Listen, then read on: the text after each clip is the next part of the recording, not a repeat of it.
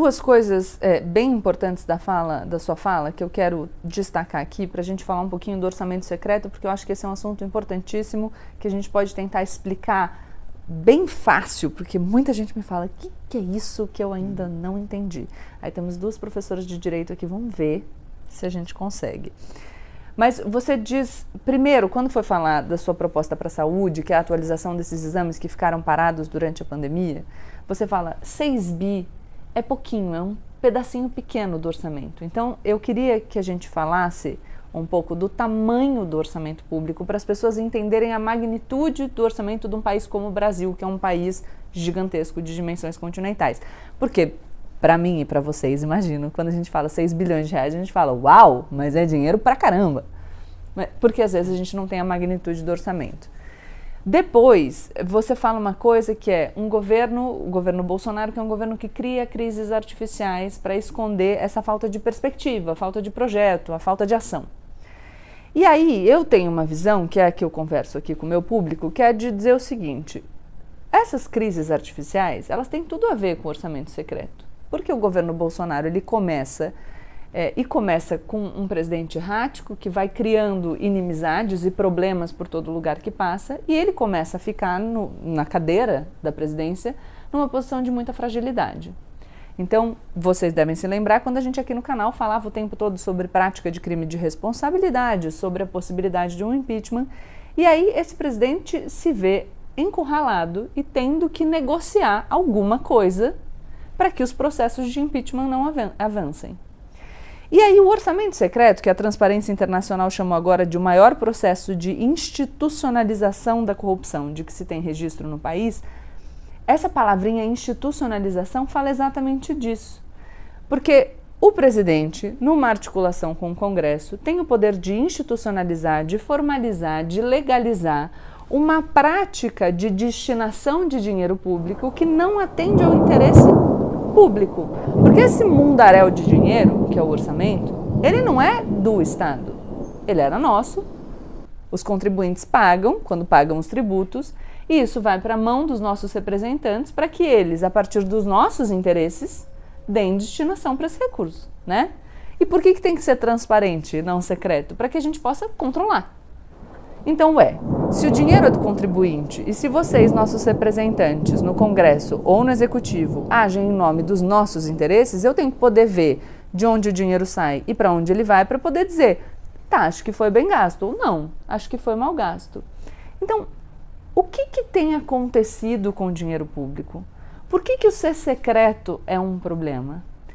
E por que isso tem impacto, por exemplo, na chance de reeleição? Porque você mesmo diz, me disseram, não, a gente te oferece aqui um dinheiro de emenda e isso com certeza garante a sua reeleição, porque com esse dinheiro você vai poder fazer umas inaugurações ali no seu estado e isso pode te ajudar na reeleição. Aliás, tem uma matéria na Piauí, inclusive, revista Piauí, se vocês quiserem ver, mostrando o impacto do dinheiro de emendas vindo do orçamento secreto na reeleição de alguns deputados nessa última eleição. Se alguém quiser ler, depois eu vou colocar o link aqui embaixo. Bom, vamos lá, Gabriela. Eu vou tentar de forma muito rápida e muito leiga, muito simples, tentar, assim, colocar em ordem tudo que você apresentou aqui.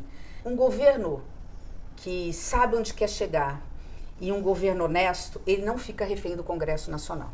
Eu comecei a minha vida como deputada estadual e estou terminando como senadora. Isso já tem 20 anos de mandatos consecutivos, fora o tempo que eu faço política desde a época do meu pai, com 14, 15 anos de idade.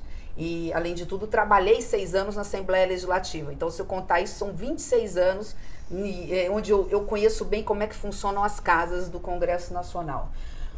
Só tem uma coisa que o político tem medo: da força popular de um presidente da República. E um presidente da República que cuida bem da economia e é correto e ético, ele tem a força popular. Quer dizer, o povo lhe dá a legitimidade para ele enfrentar os desafios e dizer, eu não aceito corrupção, não adianta tentar me chantagear, isso eu não vou fazer.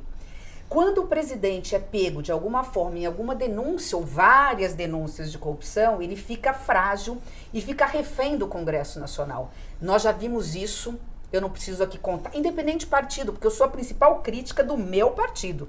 Só buscar aí nos vídeos, eu sou a primeira a criticar o meu partido. Então, diante disso, nós temos hoje um presidente que ficou refém do Congresso Nacional em relação a uma série de denúncias, além do fato de, por não ter cuidado da economia, porque não tem planejamento, não sabe onde chegar, estava diante também de uma fragilidade no que se refere à popularidade. A popularidade foi caindo, não só por conta da pandemia, mas fruto da má gestão. Então, diante disso, o que o Congresso Nacional, meia dúzia, entre aspas, de deputados e senadores, que é muito mais do que isso, eles fizeram, opa, tem dinheiro dando sopa. Então, todo ano a gente vota o orçamento, que é o dinheiro dos impostos que vocês pagam, é arrecadado, e aquilo é utilizado para colocar remédio no posto, colocar merenda nas escolas, repassar para os municípios, para os estados, pagar aposentado, pagar servidor público, fazer ponte, fazer estrada, enfim, administrar a máquina. Então, quando o Congresso viu que o governo não sabia onde ia chegar e, por outro lado, ele estava fragilizado, ele colocou uma faca no pescoço do presidente. Está aqui, ó, nós queremos uma parte do orçamento. E o orçamento que é de quase 5 trilhões de reais, 4 trilhões e 700, 800 bilhões. Um tanto de dinheiro. Uma parte, 1,9 vai para o serviço da dívida, então sobra quase 2 trilhões de reais. Desse dinheiro todo, uma parte vai para a Previdência, outra parte para pagar servidor. Está tudo muito carimbado. Mas sobram algo em torno de 160, alguns falam 140, 180 bilhões de receitas livres. Que para o Estado é pouquinho, mas para particulares individualmente considerados tem muito dinheiro aí, né? 160 bi é muita coisa. Então o que o Congresso fez? Opa, vou pegar uma fatia disso e vou controlar. A emenda de relator sempre existia em pequeno valor, que era para corrigir o orçamento. O relator falava, tem uma falha técnica aqui, preciso colocar 10 milhões aqui, 20 milhões aqui e corrigir. Eles falaram, opa, tá aqui a saída, nós vamos engordar a emenda do relator. E o relator, combinado com alguns, vai direcionar para onde vai o dinheiro, porque eu jogo o dinheiro lá no meu estado, aviso o prefeito que o dinheiro é meu, falo agora eu quero voto. O problema começa por aí. Primeiro, que o orçamento, quem tem que cuidar é o executivo. Ele que sabe onde o calo aperta, onde estão os problemas. Segundo, que aí você teve hierarquia de parlamentares, uns têm, outros não têm, já viola o princípio da igualdade, mas é mais grave do que isso, porque é um orçamento que ele é secreto justamente porque você não sabe qual é o parlamentar que mandou dinheiro, porque ele fica numa conta única, o governo é conivente com isso porque ele poderia não aceitar, ele poderia falar eu não vou empenhar, transparência sob pena de não, e aí é porque fala da institucionalização, eles tentam colocar isso na lei, aprovam inclusive uma lei, só que esquecem que acima da lei está a Constituição, que diz, pelo princípio da publicidade, porque o poder é do povo, o povo tem que saber onde vai. Então, isso é inconstitucional porque ele é secreto. Mas é mais grave, nós podemos estar diante do maior esquema de corrupção da história do Brasil, não sei se do planeta Terra, mas do Brasil com certeza. Por quê? Porque não é pouca coisa. Nós estamos falando de algo assim em torno de 16, 18, 19 bi, esse ano foram 19 bilhões, que não necessariamente chegaram. E vou dar um exemplo simples. Porque se é secreto, a gente não consegue saber, né? E outra, o que eles falam? Ninguém, pelo teto de gasto, ninguém pode gastar, além do que gastou ano anterior, mais inflação. Então, o que os prefeitos fazem no final do ano, ou governadores? Eles emitem uma nota dizendo, eu gastei X. Eles colocam gastou X na saúde. Porque aí no ano que vem ele pode receber mais dinheiro do orçamento secreto. Esse dinheiro vai para os municípios, normalmente os menores municípios onde não tem televisão, onde não tem, para ninguém ver.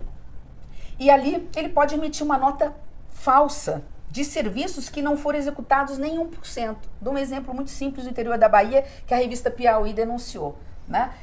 Um município de 35 mil habitantes diz que no ano anterior, para receber muito dinheiro, extraiu 540 mil dentes da boca de 35 mil cidadãos. É como se tivesse retirado 14 dentes de todos os cidadãos daquela cidade, desde o bebezinho até o idoso de 90 anos, que às vezes nem tem mais todos os dentes. Então, é óbvio que esse serviço não foi executado. O que é mais grave, quando ele vai receber esse dinheiro, ele vai falar o seguinte, manda agora o dinheiro aqui, eu emito uma nota dizendo que prestei o serviço, e não é mais aquela coisa da volta de 10%, que lamentavelmente existe, que é a corrupção hoje, é comum hoje na política. É 100% do dinheiro que é público que foi desviado para o bolso da classe política.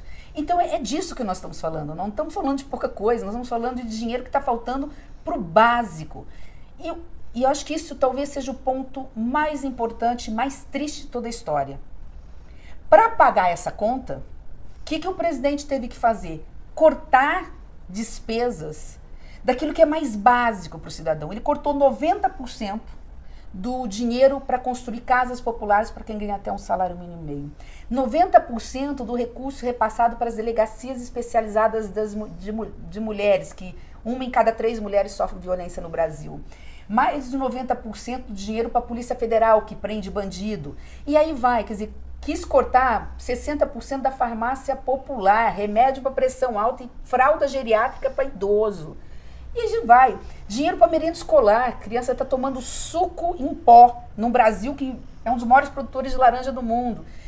Então ele teve que cortar tudo, da casa, da saúde, da educação, tudo para pagar a conta para os parlamentares. E finalizo naquilo que você completou. O que isso tem a ver com a eleição? Tudo. Vai olhar agora no Congresso Nacional os campeões de orçamento secreto, se eles não voltaram para os seus mandatos.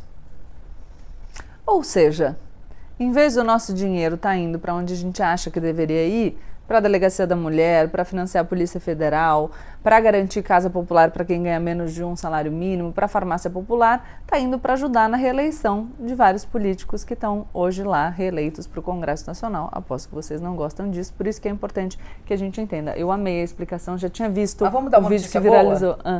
Porque a pessoa fala assim, mas e aí, como é que faz? Né? O próximo presidente pode, com uma canetada, exigir, e eu falava isso muito, com uma portaria, uma instrução normativa, exigir dos seus ministros transparência absoluta. Abra a caixa preta. Nós vamos ver lá para onde está indo esse dinheiro. Aí vocês que são dos municípios e dos estados respectivos, pelo portal da transparência, vão ver se o dinheiro foi executado.